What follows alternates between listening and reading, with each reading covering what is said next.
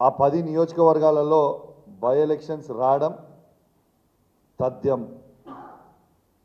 ఇవాళ ఎలక్షన్స్ వస్తున్నాయని తెలియంగానే 10 మంది ఎమ్మెల్యేలు గజ గజ గజ గజ వణుకుతున్నారు. షేక్ వచ్చేసింది బాడీలా. గజ గజ అంటే గజ గజ. ఒక ఎమ్మెల్యే ఒకడు మాట్లాడతాడు, ఇంకో ఎమ్మెల్యే ఇంకోడు మాట్లాడతాడు, ఇంకో ఎమ్మెల్యే ఇంకోడు మాట్లాడతాడు. ఇవాళ దానం నాగేందర్ గారు మాట్లాడింది స్టేట్మెంట్ ఆంధ్రజ్యోతిలో నేను చూసిన. బీఆర్ఎస్ పార్టీ అట బిచ్చగాలన్నమాట. మిస్టర్ దానం నాగేందర్ సాబ్, బిచ్చగానివి నువ్వు, అది మేమన్నే. మీ ముఖ్యమంత్రి నువ్వు బిచ్చగానివి దివాన్ షా బార్ దగ్గర బీడీలు అమ్ముకుంటున్నావు అని అన్నది మీ ముఖ్యమంత్రి రేవంత్ రెడ్డి గారు.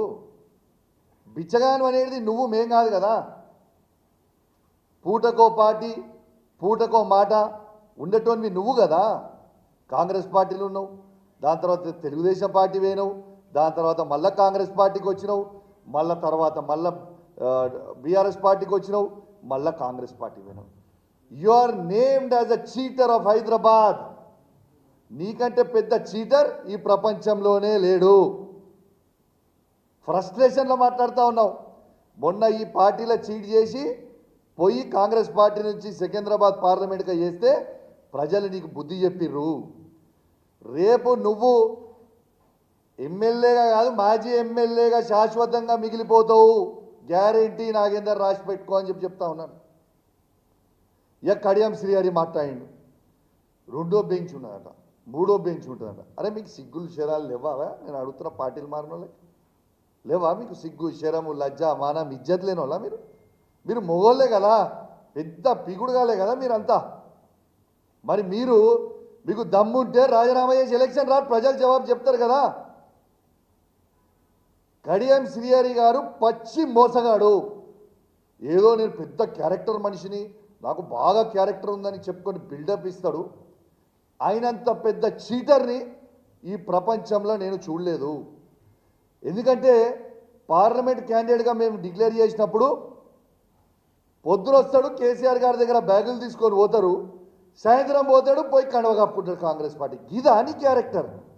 You are a cheater, you are a characterless fellow. నీకు క్యారెక్టరే లేదు. ఇంకా నువ్వు ఏదో పెద్ద నీతులు మాట్లాడాల్సిన అవసరం ఏం లేదు. నీ స్టేషన్ పూర్ ఎలక్షన్లలో నువ్వు గెలుచుడు దేవుని గిరిగా, కానీ డిపాజిట్ తెచ్చుకో. డిపాజిట్ తెచ్చుకో. నువ్వే మొగను అయితే పో. డిపాజిట్ కూడా రాదు. ఆ పరిస్థితిలో ఉన్నారు ప్రజలందరూ. వేచి చూస్తూ ఉన్నారు. ఈ 10 నియోజకవర్గాలలో ఎలక్షన్లు ఎప్పుడు వస్తాయని వేచి చూస్తూ ఉన్నారు. ఇక నిన్న గాంధీ మాట్లాడతాడు, నేను పార్టీ మారలేదు, నాకు పార్టీ లేదు, నేను ఇంకా టీఆర్ఎస్లోనే ఉన్నా, నేను కాంగ్రెస్ పార్టీలో చేరలే, దేవుడు కండవ కప్పిండు ఇదని చెప్తుడు. ఎందుకే ఎంత భయము? మళ్ళీ మీరు గెలవరనా? ఎట్లావు గెలవు డిసైడెడ్. మరి నువ్వే కదా గాంధీ గారికి చూపించాలనుకుంటున్నా. ఆయన మాట్లాడిన వీడియో ఒక్కసారి మీ అందరికీ మీ ద్వారా వినిపిస్తా, ఒక్కసారి మీరు చూపించాలని నేను విజ్ఞప్తి చేస్తా ఉన్నాను. మా సీనియర్ నాయకులు చాలా మంది మిత్రులు శ్రేయభిలాషులు అందరికీ కూడా నిన్న ఫోన్ చేయటం, వారి అనుమతి తీసుకొని వారందరి సమక్షంలో వాళ్ళ కలిసి కాంగ్రెస్ పార్టీలో చేరడం జరిగింది. మీడియాలో అయినారు కదా, స్వయంగా గాంధీ గారే వారి నోటి నుంచి నేను కాంగ్రెస్ పార్టీలో చేరినా అని చెప్పినాం. నిన్నేం చెప్తావు? అది కాంగ్రెస్ కండువ కాదు, దేవుని కండువ అని చెప్తావు. ఎందుకే మీకు అంత భయము? నిజంగా చెప్పాలంటే ఈ గాంధీ గారు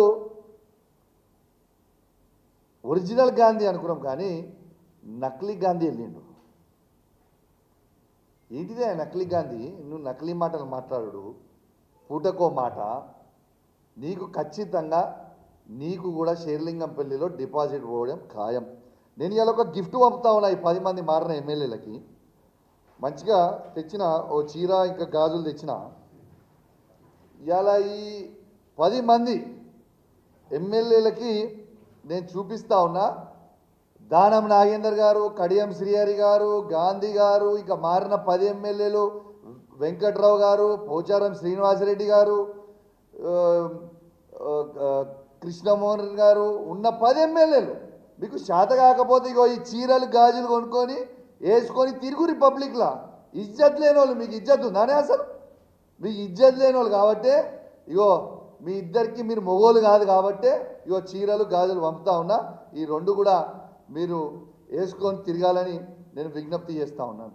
ఇలా ఎందుకు ఇంత మాట అంటున్నా అంటే, నిజంగా దమ్మున్నోటే మొగోన్ లెక్క రాజకీయం చేయాలి. గజ ఎందుకు కొనుక్కుతుర్రా? ఇలా కోర్టు డిసిషన్ రాగానే మీరు అందరూ ఒకడేమో నేను పార్టీలో చేరలేదని, ఒకడేమో సుప్రీంకోర్టు బెంచ్ ఉన్నదని, ఇంకోటేమో ఇంకోటని ఖచ్చితంగా ఈ చీరలు గాజులు వేసుకోవాలి. మీరు రిజైన్ చేయకపోతే స్పీకర్ గారు నిర్ణయం తీసుకునే కంటే ముందే మీరు రిజైన్ చేసి ఎలక్షన్లకు కోరి, లేదు అంటే ఈ 2 రోజులలో మీరు పోలేదంటే ఖచ్చితంగా ఈ చీరలు గాజులు మీ ఇంటికి కొరియర్ చేస్తా, అడ్రస్ కొని కొరియర్ చేస్తా, గ్యారంటీగా చేస్తా. అది కూడా మీడియా సమక్షంలోనే చేస్తా. ఉట్టికి కూడా ఏం చేయాలని తెలియజేస్తూ, మీరు ఎంత గజ వణికినా మీరు కేసీఆర్ గారిని మోసం చేస్తే ప్రజలు ఎవరు క్షమించడానికి సిద్ధంగా లేరు.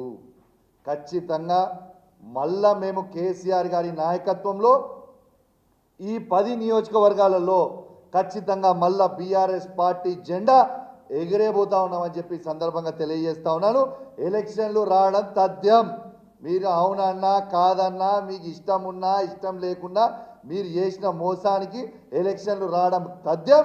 మీరందరూ మాజీ లౌడు ఖాయం. ఇది రాసి పెట్టుకోరని చెప్పి సందర్భంగా తెలియజేస్తూ సెలవు తీసుకుంటా ఉన్నాను.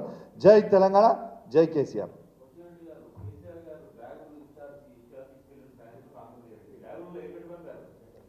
ఇక బ్యాగ్లో ఏం పెట్టి మెటీరియల్ పంపినాం.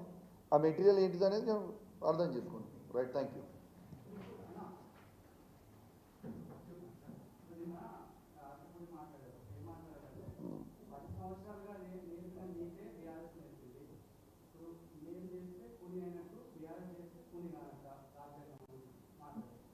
నేను స్ట్రేట్గా అడుగుతున్నా, ఈ 10 ఇయర్స్లో కేసీఆర్ గారు ఒక్కరికి ఇండివిజువల్గా కండువ కప్పింది మీరు చూపిస్తే నా ఎమ్మెల్యే పదవికి నేను రాజీనామా చేస్తాను. నంబర్ 1. నంబర్ 2, అందరినీ కూడా కేసీఆర్ గారు పార్టీని ఇట్లా ఇండివిజువల్గా తీసుకోలే, ఎవరిని పార్టీని వాళ్ళ సిఎల్పిని బీఆర్ఎస్ పార్టీలో విలీనం చేసిరు తప్పితే వాళ్ళు వచ్చి ఎవరికి కూడా కేసీఆర్ గారు ఇండివిజువల్గా కండువ కప్పలేదే ఇక్కడ. రెండోది, అసలు స్టార్ట్ చేసింది ఎవరా? ఈ సంస్కారాన్ని స్టార్ట్ చేసింది ఎవరు? కాంగ్రెస్ పార్టీ కాదా?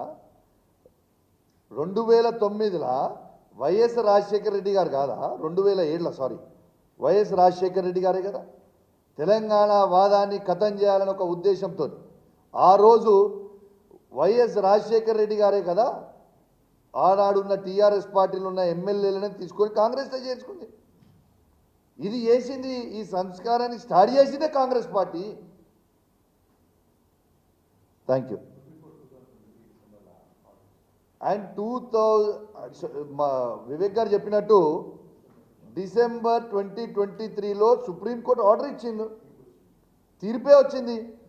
డిసిషన్ అనేది ఎవరైనా పార్టీలు మారితే 3 months లోపల వాళ్ళని డిస్క్వాలిఫై చేయాలి, ఈ నిర్ణయం తీసుకోవాలని సుప్రీంకోర్టు ఫుల్ బెంచ్ తీర్పు. రెండోది, అసలు ఇవన్నిటికీ దీనికి చట్టం తెస్తా అన్నది వాళ్ళ రాహుల్ గాంధీ గారే కదా. మీకు నిన్నగాక మొన్న ప్రెస్ మీట్లో చూపించిన రాహుల్ గాంధీ గారే చెప్పిండ్రు, పార్టీలు ఒక్క పార్టీ మీద గెలిచి ఇంకొక పార్టీ మారితే ఇమీడియట్గా వాళ్ళ పదవి డిస్క్వాలిఫై అయిపోయేలాగా ఇమీడియట్గా చట్టం తీసుకొస్తా అన్నది రాహుల్ గాంధీ గారే కదా. మరి హిమాచల్ ప్రదేశ్లో ఒకటి, కర్ణాటకలో ఒకటి, తెలంగాణలో ఒకటి, ఈ ఉన్న 3 రాష్ట్రాలలో కూడా ఒక్కొక్క తీరుగా ఉంది. రాహుల్ గాంధీ గారు మీకు మళ్ళా చెప్తా ఉన్నాను, ఉట్టి తెలంగాణ కాదు, మీ మాట మొత్తము భారతదేశం చూస్తూ ఉంది. Entire country is watching your party's decision in Telangana. Whether you are going to stand by your words or are you not going to stand by your word. Entire country is watching you, Rahul Gandhi ji. So we will know about it after 4 weeks of your time. Let's wait and watch for it. Thank you. మా BRS party సభ్యుడు అంటుండు, మేము స్వాగతిస్తా ఉన్నాం, రమ్మని చెప్పు, గంట కాకపోతే రేపు పొద్దున వస్తాడు 10 o'clock మా భవన్లో వచ్చి ప్రెస్ మీట్ పెట్టమని చెప్పండి. అప్పుడు మేము బీఆర్ఎస్ పార్టీ ఉండడానికి మేము స్వాగతిస్తాం, నో ప్రాబ్లం, ప్లీజ్ వెల్కమ్ రమ్మని చెప్తాం. ఆయన అయితే గిట్లా ఇప్పుడు రేపు వస్తాడు పొద్దున 10 o'clockకి, నేను వివేక్ గారు ఇద్దరం బొకే పట్టుకొని రెడీగా నిల్చొని రిసీవ్ చేసుకొని ప్రెస్ మీట్ పెడతాం. ఆయనతో పాటు కూర్చొని ఇటు పక్కన కూర్చుంటాం. ఎవరు అరే ఆయన వస్తే తీసుకుంటా భయాన్ని, ఇదే పార్టీ అని అయినా అంటుండు కదా, మేం కాదు కదా అనేది. రమ్మని చెప్పి ఇటు వచ్చి ప్రెస్ మీట్ పెట్టమని. Thank you.